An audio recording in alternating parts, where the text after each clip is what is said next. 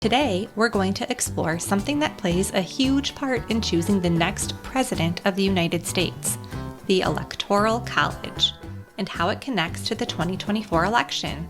Ready to dive in? Let's go!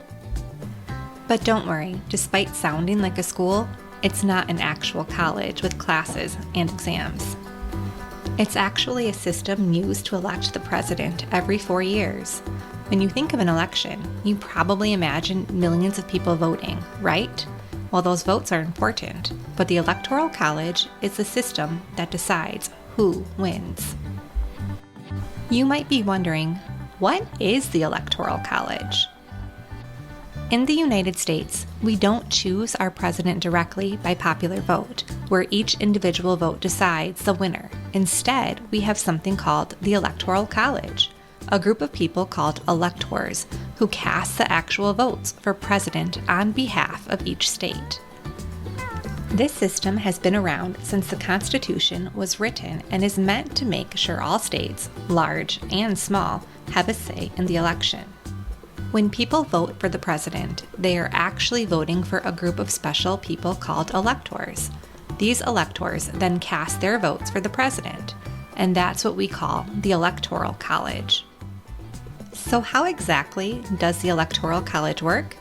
Let's break it down. There are 538 electors in the Electoral College, and each state gets a certain number of electors. This number is based on something super important: population. The more people living in a state, the more congressional representation they have, which is just a fancy way to say the number of senators and representatives. The number of electors is the same or equal to the number of congressional members for each state. Every state has 2 senators, but the number of representatives a state has is based on its population size. The more people a state has, the more representatives it gets, which means more electoral votes. For example, California is the most populated state, with around 39 million people. That's a lot. Because of this big population, California has 52 representatives in the House. Now, if you add California's 2 senators, that brings it up to a total of 54 electoral votes. Now, let's compare that to Texas.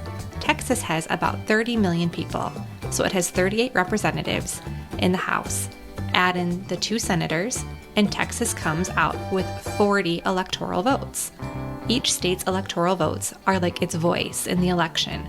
The bigger the population, the more votes they get. Now let's look at Wyoming, with a smaller population of about 580,000. It only needs 1 representative in the House. And like all states, it has 2 senators.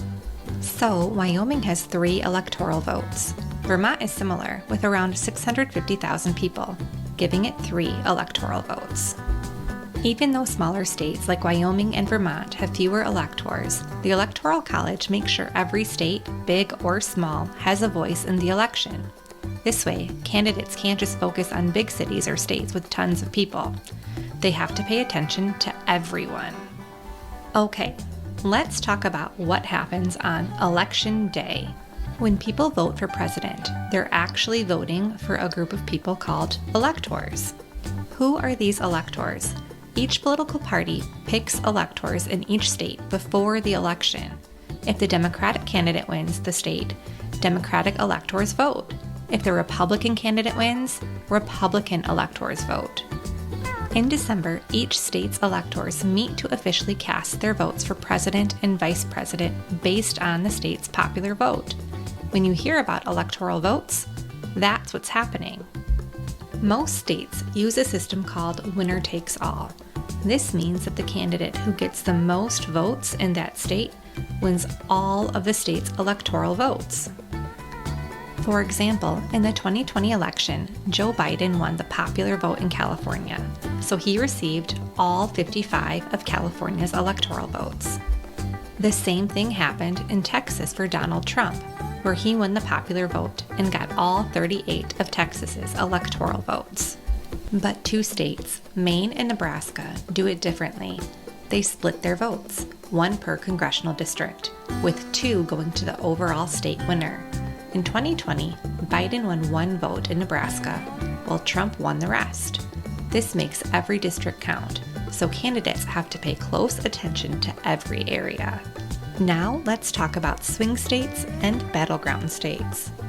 These are states where the vote can go either way, Republican or Democrat. They're super important because they can decide the whole election. Swing states like Georgia, Pennsylvania, and Michigan often switch between parties from one election to the next, which makes them key to reaching the 270 electoral votes to win the presidency. That's why candidates spend so much time there. A few votes can make all the difference. Other swing states for the 2024 election include North Carolina, Nevada, Arizona, and Wisconsin. A candidate needs 270 electoral votes to win the presidential election. Once the electors have voted, we add up all the votes from each state. The first candidate to reach 270 wins the election and becomes the next president of the United States. If no one reaches 270, which is rare but possible, the House of Representatives step in to choose the president. But usually, the electoral votes determine the winner. The Electoral College is important because it decides who becomes the next president. Why do we use the Electoral College instead of just counting everyone's votes?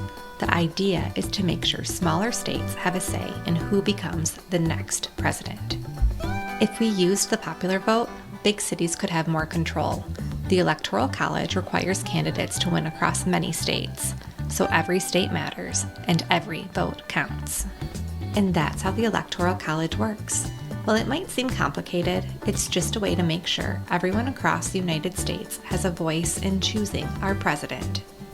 The Electoral College plays a big role in keeping our democracy balanced and making sure every state matters.